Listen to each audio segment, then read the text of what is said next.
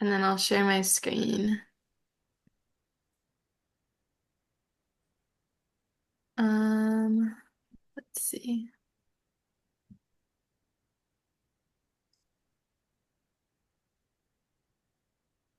Kira, does that look right? Oh yeah, Okay.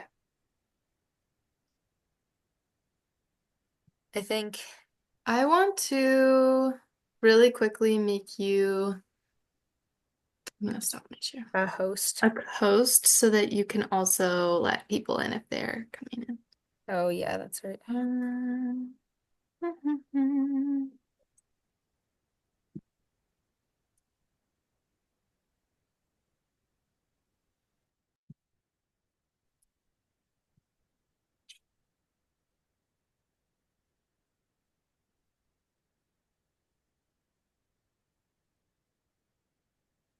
That actually might be beyond my capabilities. Uh, Wait, we might have another person, don't we? Or Yeah. no, you. Okay. Welcome.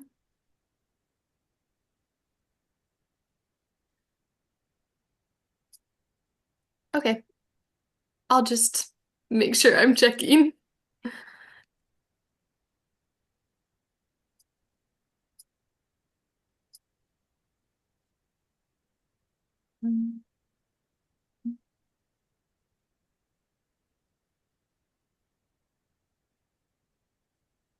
Uh, do you want to start now, Peyton? Yeah, 6:05. let's see. It's 6:05. That feels good to me. We can get started. Sweet. Hello, everyone. Um, Welcome and thank you for attending our inaugural Watershed Ambassador training with the North Clackamas Watersheds Council. Go to the next slide. Thanks. We didn't plan that part out. Um, which this is because this is our first, this is a new program. Um, we are still learning, and this is certainly the first time we're running through this orientation, with a group of people as well. Um, so to get us back on track, our agenda for today for this orientation is to do introductions, which includes the people in this room, and in this virtual room, and the council, and then a little bit about our vision for the ambassadors program, um, and then introduce you to the ongoing Watershed Council projects to kind of give you a background on what we've been up to, and then talk about upcoming events and activities and next steps for becoming an ambassador. Oh, and of course, questions at the end.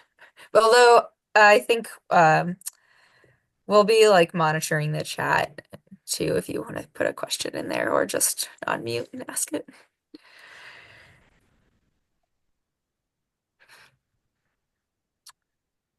So if people are um, able to turn on their microphones, maybe we could do names, uh, your pronouns if you are comfortable sharing, and maybe what connects you to the North Clackamas watersheds, whether you work or recreate or go to church nearby.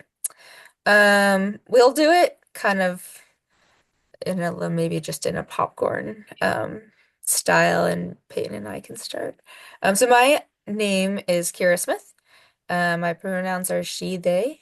I am I'm an outreach and engagement coordinator for the North Clackamas watersheds. And I that is certainly what connects me to the watersheds. I also live in Southeast Portland, not too far away from our boundaries, and have spent a lot of time in the watershed. Yeah. Peyton, do you want to go? Yeah, hi everybody. I'm Peyton. I use she, they pronouns. I'm a community engagement coordinator with the North Clackamas Watersheds Council, and I live just north of our watersheds in the Johnson Creek watershed, but I spend a lot of time both working and playing in North Clackamas. And I will pass it to Jorge.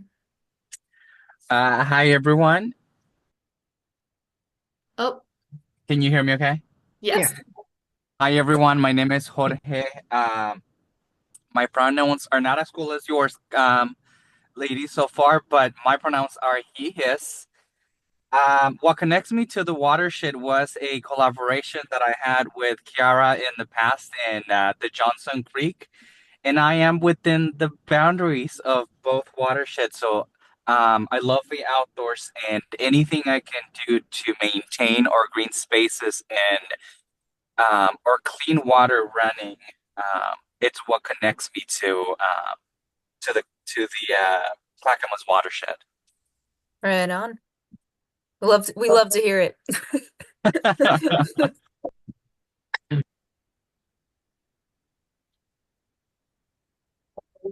Oh, I guess I can go. This is Virginia Pie. My connection with the watershed is I do their luck race every year. And I used to Oh park yeah. and ride. And I park and ride at the church right before when I was working. Very close to the watershed. I live on Lake Road, so it's like 5 minutes away to the church. Nice to see you here, Virginia. Yeah, nice to meet a neighbor.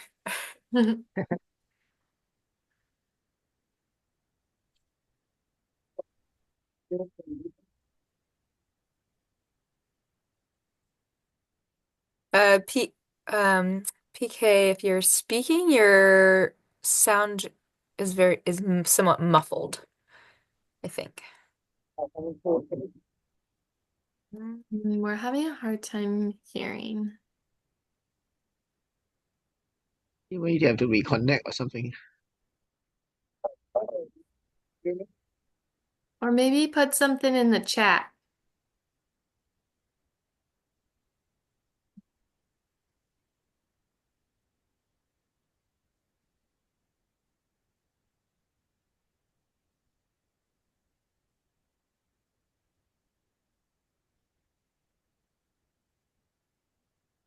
Um, we can PK, we want would oh, did they oh leave and then come back? Oh no, okay. Hi, Melanie. Okay, PK says hi. Hi, PK. Hi. I'm glad we can communicate. Working? Melanie, Okay.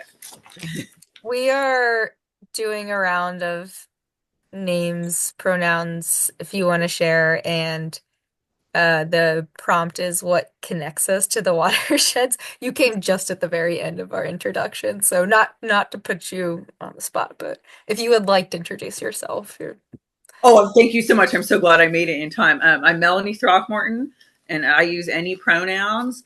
And what connects me to North Clackamas Watershed is that I live on Reinerson Creek in Gladstone, which is in the North Clackamas zone, but because it empties into the Willamette. And I'm really excited about Kellogg Creek, and that also is connecting me. So thank you.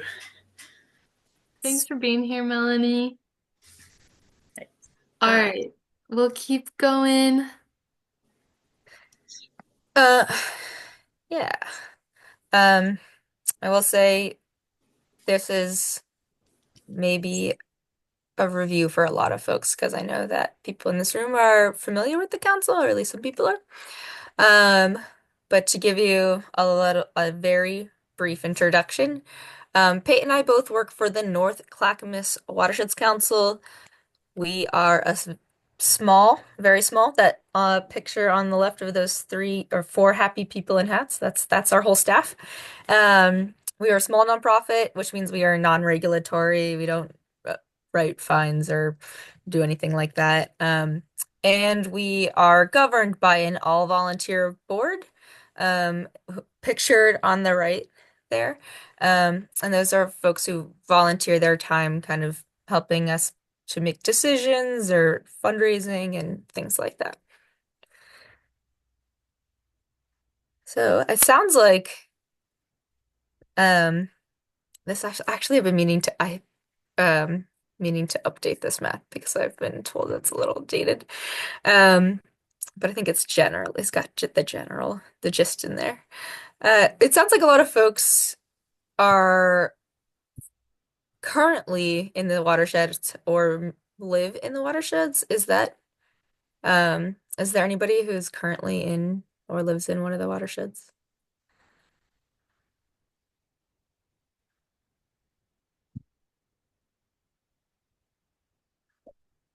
I won't put anybody on the spot. Oh, PK, I still can't hear you, but I'm taking that as an affirmation that you're currently in the North Clackamas watersheds. Um,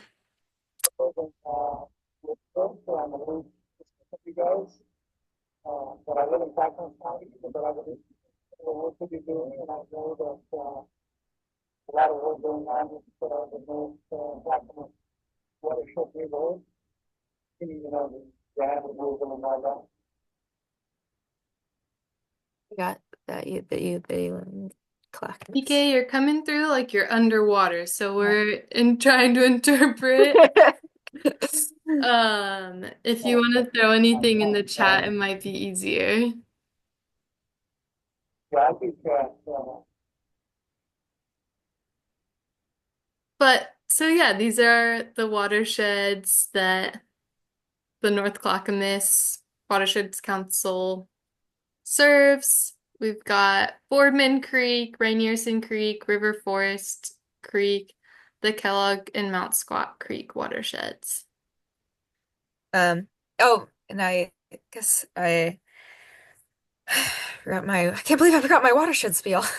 I one of the things about watersheds that makes collaboration particularly important, and that's like includes like with communities, with agencies, among each other, um, is that watersheds are one of there's a we have a colleague who describes them as nesting dolls. So, we all are in the Willamette River watershed. And our office happens to be also in the Kellogg Creek watershed. The Mount Scott Creek watershed feeds into the Kellogg Creek watershed. So what happens upstream will affect what happens downstream. Um, it will affect animals and people downstream. And I think that I do want to go to our next. I do. There we go.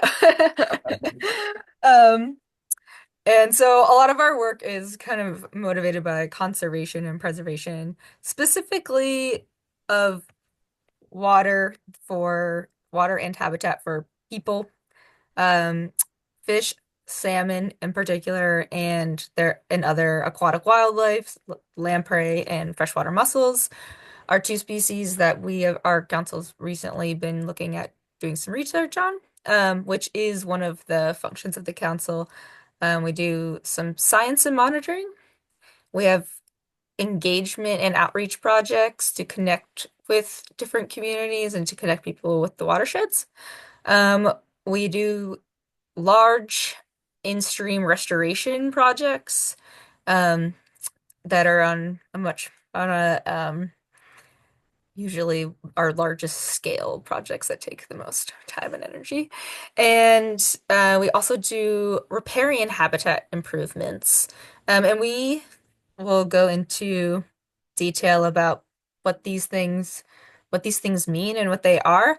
But one of the most important things to know is that almost all of our work takes communication with the public, with communities, with neighbors in one form or another.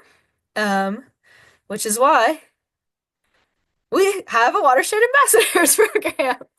Um, so what do watershed Our watershed ambassadors are folks who have some baseline knowledge of our programs. This is the most important one, passion for watershed health and the environment, and patience and good communication skills. For folks who've tabled before. Sometimes it can be a long day. And I want to add that we um this is a new program for us, so we're learning, and we expect, that folks are learning along with us, and also that there's not an expectation to know everything about our programs and our work. I could not tell you like everything about my colleagues' work and or programs. Um, and so we're going to talk a little bit about the types of work we do. And we encourage you to ask questions, but we don't expect you to retain or like have an encyclopedic knowledge of our projects and programs. Oh, um, what do our ambassadors do? Um, we are framing the program around outreach and events, which can look like different things. Um, we are looking for ambassadors to volunteer their time at events and or with activities that are of interest to them or are happening in their communities and their neighborhoods, with support from a North Clackamas staff member, and events that we have attended or participated with in the past are things like the Milwaukee Farmers Market, the Friends of Trees planting, which I believe is that picture on the left, and the Gladstone Community Festival. Um, I did want to note that it took a while to find pictures of us out doing events and activities, and I realized it's because if you're doing an event and if you're alone at an event or activity, it's really hard to take pictures of yourself doing that work. Um, yeah. Um, and so I think the next section is we're gonna kind of go into some more fine detail about our work, and part of that is because during outreach events, if you're tabling or at Friends of Trees planting and helping out, um, we're trying to prepare people to kind of give an overview of our work. So that's why we're going to go into a little bit of detail. Um, does anyone have any questions so far?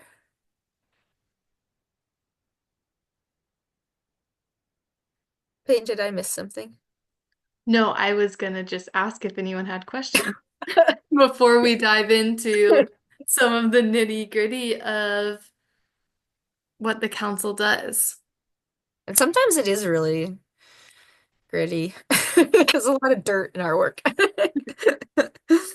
Oh yeah, and this is the next section. Yeah, so we'll talk about what the council does coming next, and then we'll go a little bit more into the ambassador program, some of the tools that you'll have, and next steps. Feel free to ask questions as they come up too.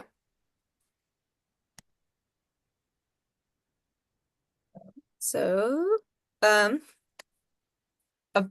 large chunk of our work, and one of the um like early programs for of the council was the Streamside Stewards.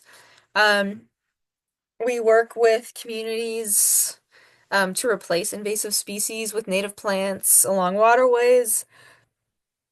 And this can look like volunteer projects, um, or it can look like us if so the picture on the right is of a very specific area. So we'll hire contractors to do the work, usually in like highly targeted um or important restoration sites. Um, we Through our Streamside Sewers program, we provide technical advice and support for landowners. Um, we encourage folks to reach out to us with questions. We host hands-on in-person workshops. We just did one on propagation of like riparian plants for landowners who are interested in doing that work. And we also occasionally will do site visits if you've really got a tough question that we can't figure out on the phone or through email. And I will say, if you're out in the community and you're wearing a North Clackamas Watersheds Council hat, which you will get a hat, I feel like a lot of the questions I get are about people's like specific plant challenges, like their ivy's taking over, or there's blackberry growing out of their floorboards or something. And I can probably answer them about half the time, so um don't feel free to nerd out about it. And also it's also something you can always pass on to somebody else. I always do.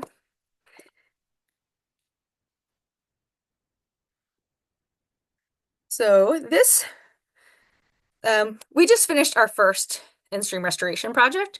Um, and so this is a newer avenue of work of doing work for the council.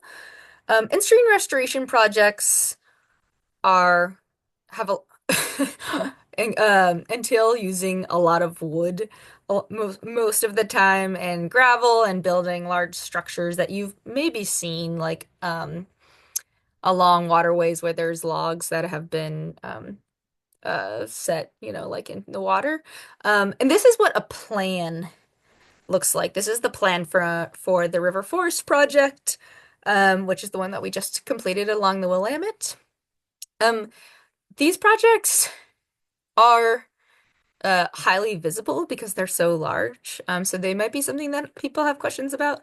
Um, we also, do you want to go to the next slide? I think I wanted to put a video in, but we were having some technical difficulties today. But one of the things about doing these large scale restoration projects, construction projects, is that they're messy. They can be loud. And we work a lot with the communities and the neighbors, to kind of do our best to address their concerns. And we've adapted our work schedule and things like that, to meet their needs.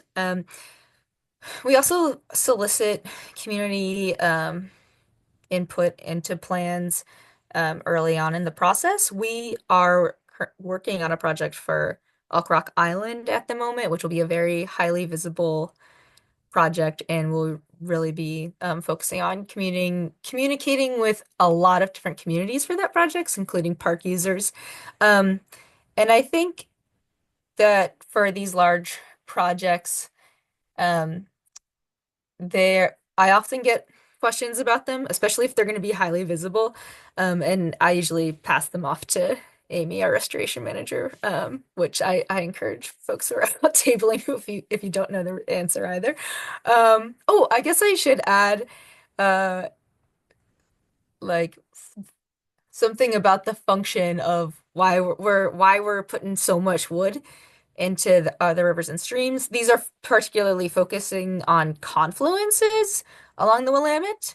But the reason is that wood provides excellent habitat for juvenile salmon, places for them to hide from predators. It also slows the movement of water in certain areas and creates um, deep pools that they can like hide in the water. Water at the bottom of pools is cooler, and one of the biggest challenges in our watershed and a lot of watersheds is stream temperature, because salmon really like cold water. So somebody asked you that question there.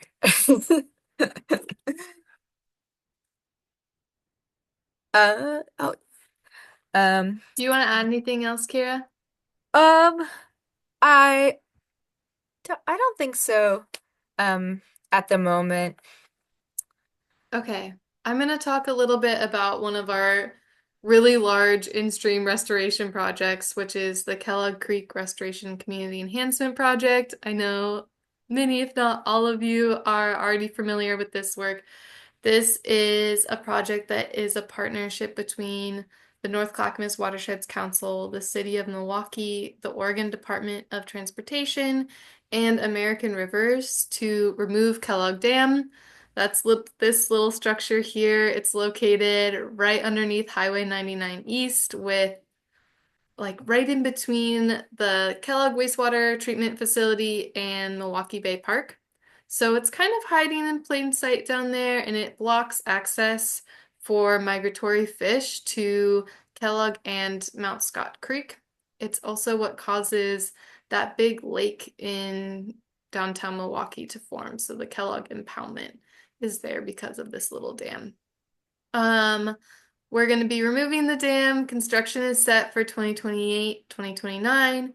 And once that lake is drained and that lower part of the creek is restored, we're going to be creating a new 15-acre publicly accessible natural area in downtown Milwaukee.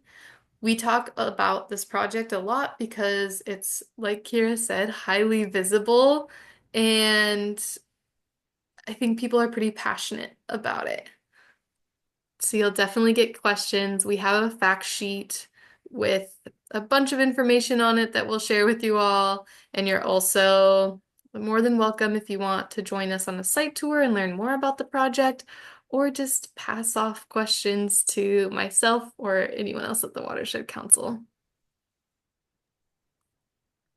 Is this something that we will be supporting you guys on as ambassadors? So these are just programs in general that you might get questions about as you are representing the council in the community. I think that's it's a really good question, and I think that a lot of our work is tied to these projects. Like if out, I'm going on a 7 a.m. bird walk at Elk Rock Island to talk about the project. And I think I was thinking about tabling or things like that. So a lot of it, the purpose of our being out in the community is to share information about this. And certainly some events are specific to talking about these specific projects. So true. Awesome, thank you. I wanted to talk a little bit about one of our major partnerships, which is with Unite Oregon. And we've partnered with them to do community engagement throughout our watershed with an equity focus. So they are an organization that is BIPOC, immigrant, and refugee led, and they serve those communities. And we really want to uplift those communities' voices in our work, and in particular with the Kellogg project, making sure that voices from underserved communities are represented in the design of the new natural area. Kira is also working with Unite on a Three Creeks Protected Area BIPOC Leadership Council. So centering BIPOC voices in determining the future uses and potential of the Three Creeks Protected Area, which is a big natural area in one of our watersheds. Mount Scott. In Mount Scott watershed. Do you want to add anything else, Kara? No, I'm glad that you that we included the Three Creeks project here. It is not what's interesting about the Three Creeks project is it is a major floodplain restoration project that we are not doing. The Clackamas Water Environment Services is doing the actual implementation work, and we're supporting with the engagement. Which has meant we went on a bird walk on last weekend and do a lot of engagement around the ecology in that area. This photo is from our first community advisory team meeting with Unite for the Kellogg project. Melanie, I think you're probably somewhere in there. But this has been a really fun process to go through, and it's been exciting to have so much support from the community and hear about what people would like to see in that new natural area. So we also do a lot of different kinds of community science. We have the Kellogg Creek Student Macroinvertebrate Monitoring Program, which is tied with the Kellogg Project, looking at what kinds of bugs we find in the creeks, specifically in Kellogg Creek, and seeing what that can tell us about the water quality there. So macroinvertebrates, really quickly, are just aquatic stream insects and critters. And based on the different macroinvertebrates that we find, we can tell something about the water quality because they have varying tolerances to things like pollution and habitat degradation. We go out with students from Rao Middle School and Milwaukee High School and a few other schools in the area to survey for these macroinvertebrates. You can see them in this lower photo down here. It's a really fun program. We do, I don't know, about 20 surveys a season in the spring and fall. Those surveys, there's also opportunities for volunteer involvement on those surveys. And then we work with students from Portland State University and Lewis and Clark College as well to support that. We have the Kellogg Creek BioBlitz, which is an annual event. That's another opportunity for our watershed ambassadors to come out and support the Kellogg project and our work. We are going to be looking at all of the living things that we can find in the natural areas surrounding the Kellogg impoundment so we can see how they change over time with restoration. And that this year is going to be on May 17th. And then this year we started partnering with the Wetlands Conservancy to look at amphibian egg masses. So seeing if we find amphibian egg masses in different restoration areas, including sites close to Kellogg and Three Creeks. And that is from February to March every year. Three Creeks, we actually did surveys last year as well, and those are in partnership with the Wetlands Conservancy and the Water Environment Services.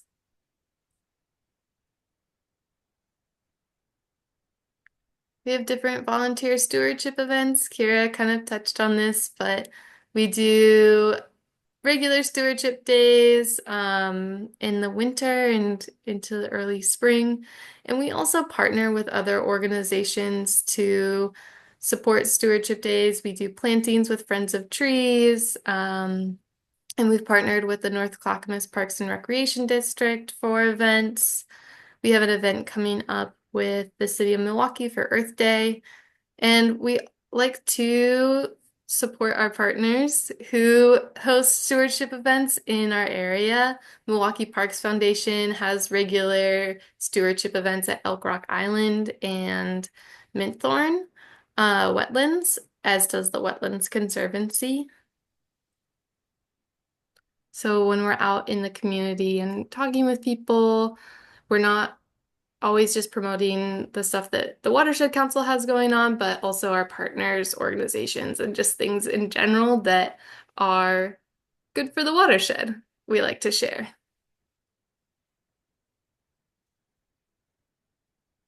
Okay, I'm going to talk really quickly about what we have in our Watershed Ambassador Toolkit. So these are going to be things that you can use or that you'll see as you're out doing events with us. We have this beautiful black box in the middle that's kind of the heart and soul of our outreach events. It's got all of our stuff in it. So we have our Watersheds poster. We have a bunch of different handouts. I'll show you some more examples in a second. We have all of our pens and our sign-up sheets. We always keep a first aid kit and a sharps disposal dispenser in that box as well. And you won't have to worry about ever setting this stuff up on your own, at least not until you're comfortable doing that. You'll have a NICWIC staff person or board member with you at all of the upcoming events that you sign up for.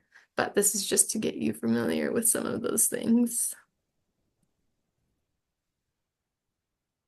And then we have just some regular flyers that we like to share. So we'll have current upcoming events flyers that show a bunch of different events. And then maybe if there's a specific event that we're highlighting, in this case, we've got the BioBlitz coming up in May. And then project fact sheets, or we also have just interesting handouts. Carrie, you might be able to talk more about that, but I know we have like native plant posters that we like to bring out. Sometimes we bring out partners materials. Like I have a bunch of stuff from Water Environment Services that I like to share at community events. Do you want to add anything? Um, I think that uh the only thing I have to add is that like a lot of the uh you know restoration manuals and guides and things like that are like usually people will be like, I'm really getting into weeding my garden or whatever, and sometimes we have a resource on hand for them.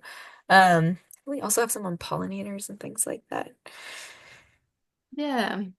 There's a lot of stuff in this little I, black box. I organized the black box yesterday. And it was a tap.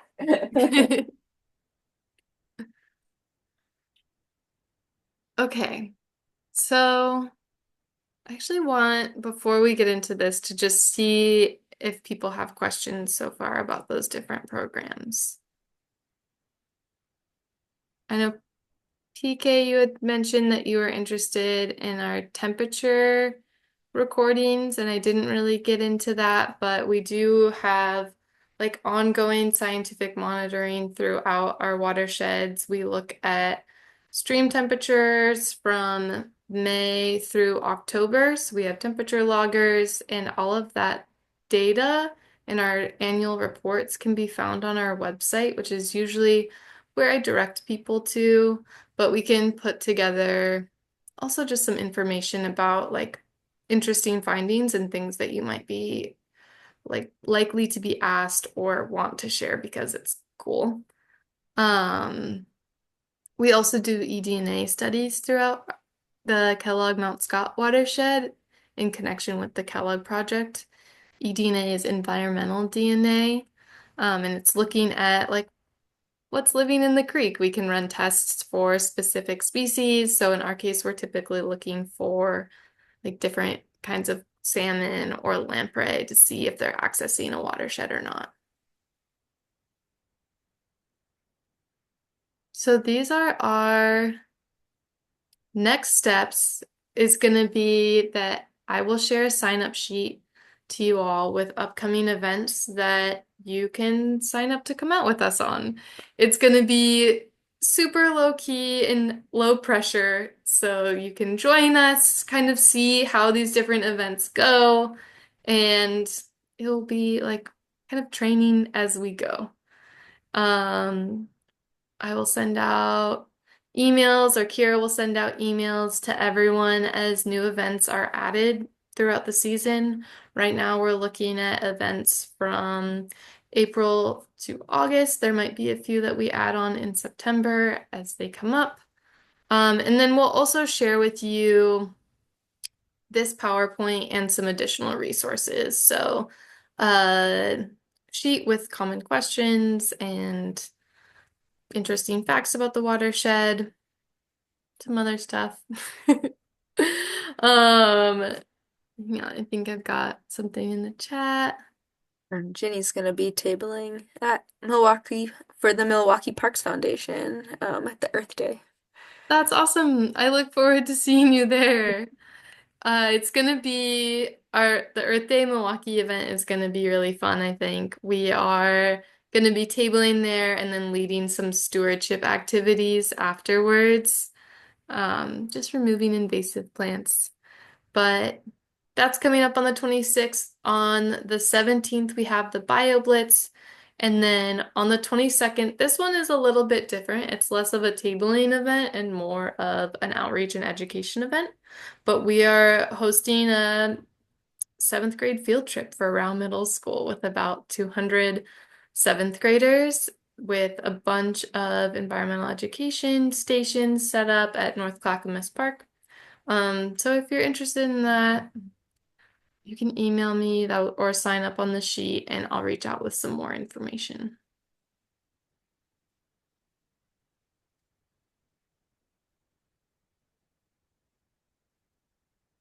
Does anyone have questions?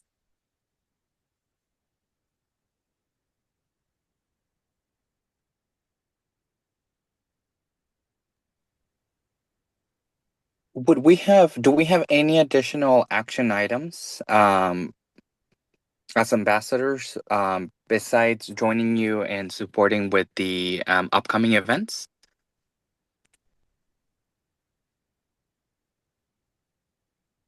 Think for the do you mean in the interim, like um in between the time in between now and when you're and whenever the events are? Yes. Hmm. I don't I don't think we have any like tasks for ambassadors in between. Then our vision was um for you all to kind of learn on the job because it's one of those things that's really um it's easier to experience than to kind of explain the process. It's also just uh it's a lot of just like chatting and having fun and with the community. Um so I think like some of those like logistics things are things that um you can like learn on your first visit with us. Okay, great. Thank you.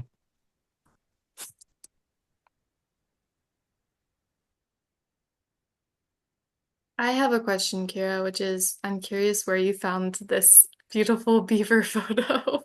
I did a really I one event type that I put on is um workshops, and in the winter migrate them onto line online, and I really did a deep dive into um beavers versus nutria. I probably took it from ODFW. But I left it. I like it, so I've been using it. Yeah. Yeah, I really like it. Okay, if no one else has any questions, I'm going to stop my screen share. So, coming up, you'll get an email from Kira and I with a whole list of these different events that you can sign up to attend. If you have questions in the meantime, feel free to reach out. And am I missing anything? I don't think so. Okay, I'm gonna end our recording.